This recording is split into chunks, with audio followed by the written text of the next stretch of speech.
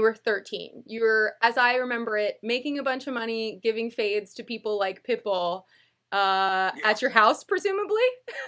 Yes. And Yeah. you wanted Actually. to Yep. spend some of that money on turntables, slash, I think your mom helped you buy them. Is that true? So my mom actually bought me my first set of CDJs, which I still have here in the studio. They don't even work. They're not even CDJs. They're actually dual CD players, which you just pop the CDs and you can take them to weddings and bat mitzvahs and stuff like that. Is that what you were So doing? Did you cut your teeth on weddings and Miami bat mitzvahs? yes, and high school proms. So I was like 13 DJing for 18-year-olds. I was like, dude, I was badass. I felt like I was in heaven Oh my God, for did any of the myself. girls ever come and be like, who's this like Jit with the good tunes?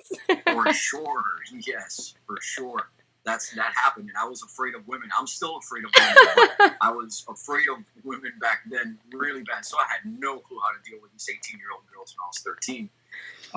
So It's amazing. that's how I cut. How I cut my teeth basically was doing that, and bat mitzvahs, and doing house parties where I would just take a big box that was my equipment and then two speakers. Wow. So yeah, those days is how I learned how to DJ, how to read the crowd, how to have a wide spectrum of taste, and know how to bring people in and out of the dance floor.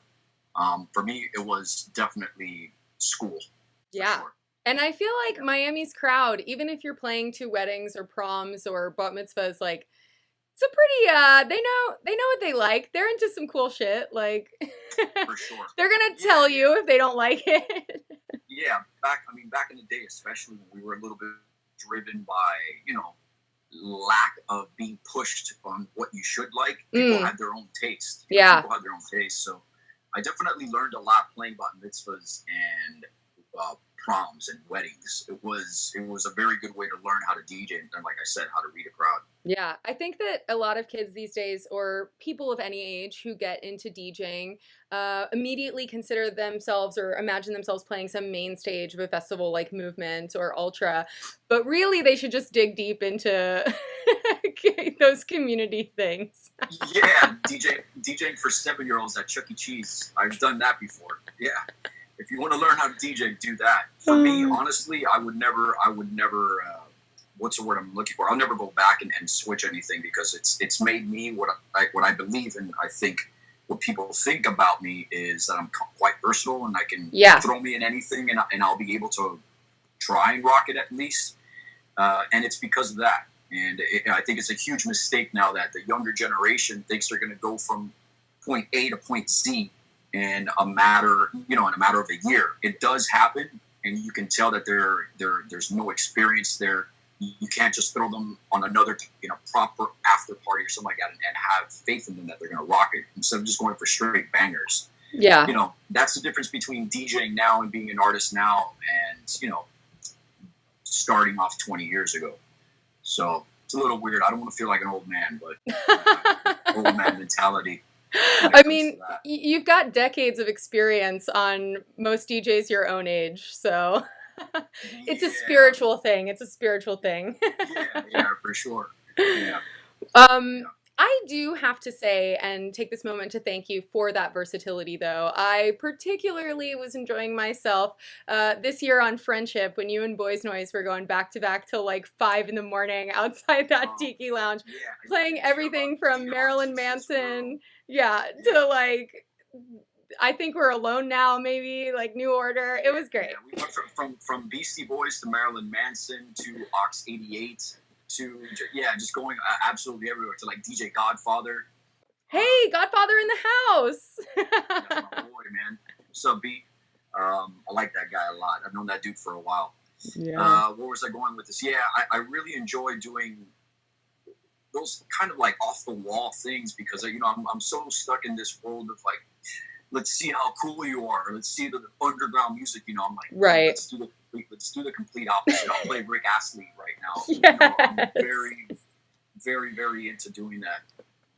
I don't know if you can hear the people cutting the grass outside. Can you? I can't personally. If anyone can on the stream, I'd be surprised. But shout out the guys cutting the lawn right now. Everybody's working in quarantine, trying to make that money. Me too. I'm about to start doing that. Yeah. What do you mean? You're about to start doing that? Like, are you gonna start doing sets I'm and about to stuff? start cutting grass. Oh yeah. Collecting metal. Like I haven't made money in 8 months or 7 months. It's Yeah. quite an odd time, but I've learned a lot though. I've learned a lot these last 7 or 8 months Yeah. about myself, about what it is that I want for the rest of my life. Yeah. Let's talk about it. The last time I saw you was actually, of all places, Gronk Beach, weekend of the Super Bowl in Miami. Oh my God, that was twisted.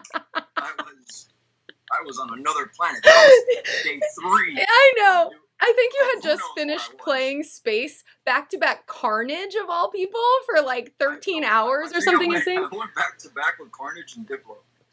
Yeah. What was that experience like? I mean, Movement Festival fans know Diplo's played Movement, and I think when they booked him at first it was like this weird thing for everybody, but he knows his stuff too, you know, like he really has records. Straight up, I have so much respect for Diplo. That guy knows exactly what he's doing. He knows everything from Dynamics too. The other day he was here in Miami, we hung out. Oh, nice. And he was showing me IF music. He was showing me like Space Invaders are smoking grass. I'm like, bro, you know about this? Like, he knows what's up.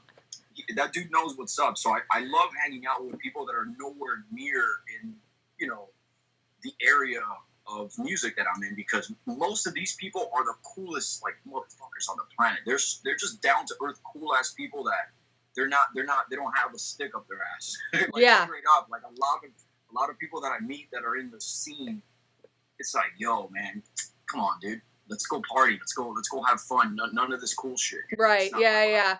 Not my vibe at all. Trying to be seen with a glass in the green room, like talking to the right person kind of energy, like not my vibe either. I'm the complete opposite of that. You know, I'm gonna be hanging out with Skrillex that same party. You know what I mean? Hell That's yeah. my vibe. Just trying to get weird. I've seen you be weird. Yeah. I've been weird myself. Well, let's talk about your relationship with Detroit. At what point in your DJ career did you move from DJing bat mitzvahs, proms as a pretty young thing, to DJing proper club parties and then finding your way to other communities such as Detroit? Well, that ran in parallel. I was actually, you know, I would DJ at 13 years old. I would play a bat mitzvah or a prom. That same night, I would pack my bags, and me and my boy, like Smoothie Derlobater, for example, he was one of the ones that used to help me carry all my equipment. Now he releases on my label. That's awesome. We would go from there to, with all the equipment in my mom's green Caravan, we would go to the Polish American Club out here. I love that spot. Yeah, I would go from DJing a prom, dressed up in like my tie and everything, going straight to a rave, and we would go and listen to Exact and guys like Up Rock and stuff like that would throw parties out here. Wow. So how are you getting into the party? I guess because you were DJing, like they had to let you in. No, these were all age parties. Oh, okay, sick. At the same time, there were some that weren't, but we were dancers, and they kind of wanted some cool dancer pop break dancers and stuff in there. So I think they looked the other way when we were coming in. So some Miami shit. Yeah. I hope none of them are in jail right now.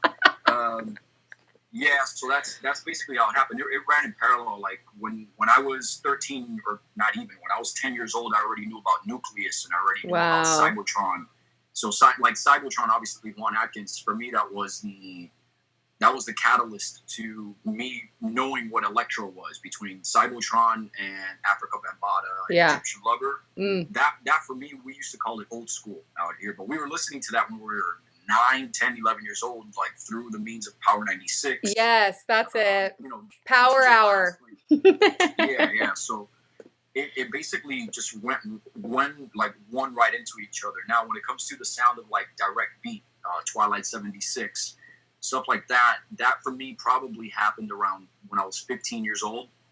And it just happened, I guess, by listening to some mixes and then all of a sudden hearing a DJ Godfather record. I'm like, yo, what the hell is this? I think there's one called Aliens in 808 or something like that. Nice. I think it might have come out on Twilight 76. So it just happened. I was like, holy, okay, I guess this is what I play now.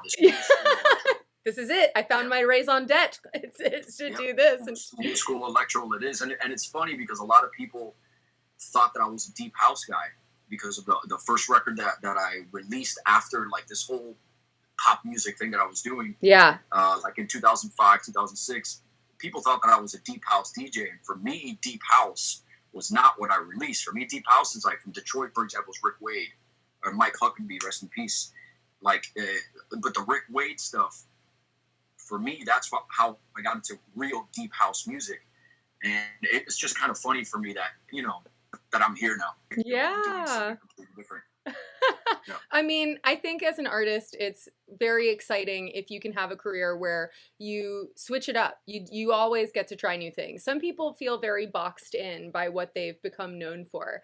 And I think it's really great when you have that freedom to just do what you want. So congrats to you. It's all on yourself. It's all in yourself. You have to not let the media box you in. And it happens to me so often. I get so many reviews on music that I make, or the reviewer thinks they know me. They have absolutely no idea what I've gone through in the last 21 years of DJing. Yeah. Yet these people that are doing the reviews, these people that are, you know, they're giving you a grade on your release. Right. These same people have absolutely no idea what you're about. So you cannot let those people box you in.